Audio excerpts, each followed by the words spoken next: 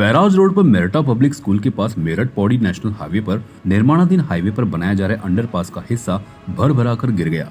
इस हादसे में 4 मजदूरों को चोटें लगी, जिनको अस्पताल में भर्ती कराया गया है। बिजनौर जिलाधिकारी व पुलिस अधीक्षक जिला अस्पताल पहुंचे और मजदूरों से बातचीत की। जिलाधिकारी जसप्रीत कौर ने अंडरपास निर्माणाधीन पुल गिरने की जाँच लोक निर्माण अधिकारी को दी है। वहीं कुछ लोगों ने आरोप लगाते हुए गलत सामग्री लगाने के चलते पुल गिरने की बात कही है। ठेकेदार ललित द्वारा बताया गया कि ये अंडरपास के लिए जो पुलिया बनती है उस पर केवल सरिये का काम हुआ था। कल रात में आंधी तूफान आने से जैसे हम शटरिंग लगाते हैं, स्टिचिंग लगाते हैं, लेबर द्वारा कोशिश की गई, स्टिचिंग न हटे, लेकिन 1-2 शटर इधर उधर होने से कंक्रीट करी जाती तो नुकसान हो सकता था। इस कारण शटरिंग को हटवा दिया गया, जिससे क्वालिटी पर कोई असर ना पड़े। इसको हमारे द्वारा चेक किया गया तो देखा कि इसमें स्टिचिंग हटी हुई है। इसी को लेकर हमारे द्वारा शटरिंग को हटाया जा रहा था। एसडीएम सदर अविनाश कुमार मौके पर पहुंचे। बताई जा रही है मेरठ से बिजनौर जो हाईवे का निर्माण कराया जा रहा है, ये पीडी NH मेरठ के अंतर्गत आता है। उसमें बताया जा रहा है कि शटरिंग गिरने से यहाँ पर लगभग 4 लोग जो हैं मजदूर जो उस समय काम कर रहे थे इंजर्ड हुए, उनको चोट लगी है।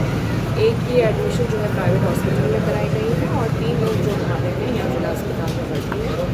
मेरे द्वारा कप्तान साहब द्वारा हॉस्पिटल में उनसे बातचीत की गई है, घटना के बारे में पूछा गया है और जो उनकी इंजरीज़ हैं इस समय उनका ट्रीटमेंट कराया जा रहा है। सभी हम उनको फैसिलिटीज़ दे रहे हैं। इस प्रकार की कोई भी सीरियस इंजरी नहीं बताई जा रही है। इसके अलावा ये अवगत कराना है क्योंकि इंसिडेंस हुआ है और इसमें पीडी को भी हम लोगों ने सूचित किया है और हमने अपने स्तर पर भी एक जांच समिति गठित कर दी है।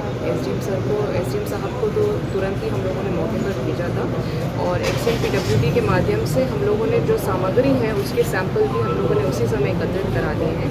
यदि सैंपल हमारे क्वालिटी के नहीं पाए जाते हैं तब भी कार्रवाई जो है अलग से कराई जाएगी।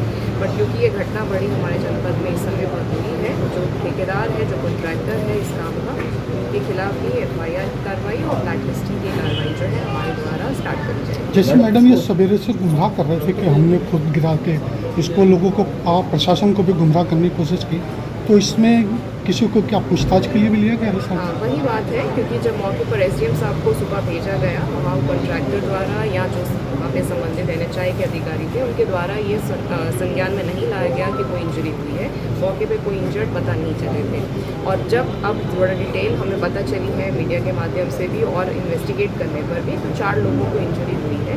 तो इस तरह से एक जो है धोखा देने वाला जो कार्य है ऐसा प्रतीत हो रहा है।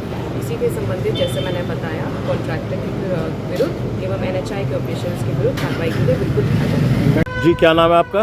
मेरा नाम ललित है जी। ललित जी, ये जो पुल गिरा है क्या मामला है पूरा? ये पुल नहीं है, एक मतलब जैसे अंडरपास के लिए पुलिया जो बनती है वो है और इसकी ना इसके ऊपर कोई कंक्रीट हुई थी ना मतलब ऐसे कोई काम हुआ था। अभी केवल सरिया का काम अभी तक हुआ था।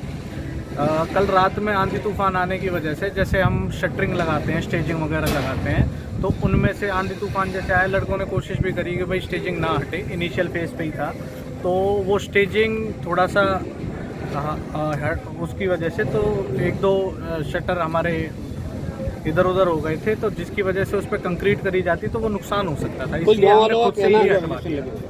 ये जो है शटरिंग फिर हमने खुद से ही हटवा के और ये जिससे कि आगे कोई क्वालिटी में कॉम्प्रोमाइज़ ना हो, इस वजह से हम ही इसको हटवाएं। आप ये कह रहे हैं कि आंधी तूफान की वजह से हुआ है जी। आंधी तूफान कितने बजे आया और ये कितने बजे गिरा? टाइमिंग का पता है कुछ? हाँ, ये सवेरे गिरा है लगभग 4 बजे के आसपास। आंधी तूफान आया शाम 4 बजे 5 बजे? नहीं, दिन में भी सुबह के नंबर में सुबह में कोई आंधी तूफान नहीं आया? कोई बात नहीं।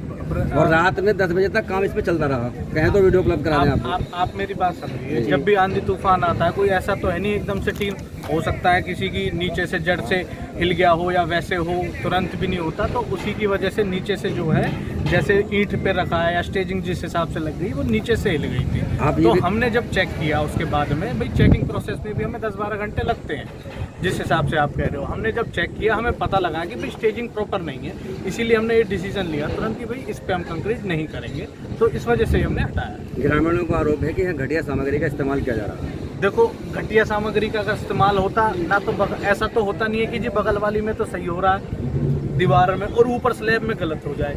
आपके सामने आप करवा सकते हो, चेक करवा सकते हो।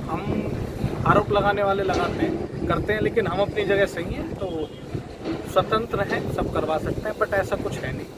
थोड़ा ही कई लोग ऐसे भी आते हैं कि भाई ऐसा कह देंगे तो हो सकता है शायद हमें कुछ मिल जाएगा। आज से नहीं, 1.5 साल से काम कर रहे हैं सर, हमने आज तक अब किसी को मुंह नहीं लगाया, तो इस वजह से कोई भी कुछ भी कह सकता है।